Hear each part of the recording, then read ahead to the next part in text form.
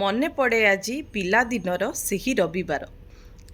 ଆମ ପିଲାଦିନେ ଗୋଟିଏ ଦିନ ପାଠ ପଢ଼ାରୁ ମିଳୁଥିଲା ବିରାମ, ଆଉ ସେଇ ଦିନକୁ ଭାବି ଭାବି ସପ୍ତାହ ସାରା ମନ ଉଚ୍ଛନ୍ନ। ଆଜି ନା ଶୁଣିବାକୁ ପଡ଼ିବ ଆଲାର୍ମର ସ୍ୱର, ନା ମିଛରେ ସ୍କୁଲ ନ ଯିବା ପାଇଁ କହିବାକୁ ପଡ଼ିବ ହେଇଯାଇଛି ମୋତେ ଜ୍ୱର।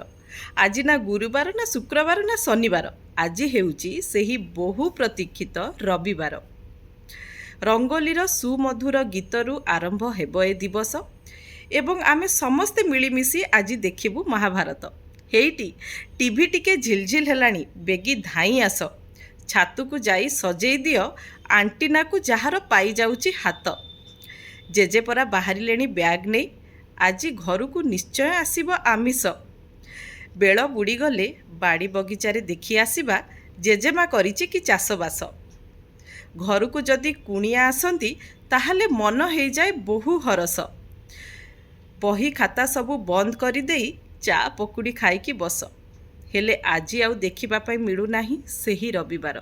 କାହିଁକି ନା ଆଧୁନିକତା ପଛରେ ପଡ଼ିଛି ଏ ସହର। କ'ଣ ଆପଣମାନଙ୍କୁ ବି ମନେ ଅଛି ପିଲାଦିନର ସେହି ରବିବାର?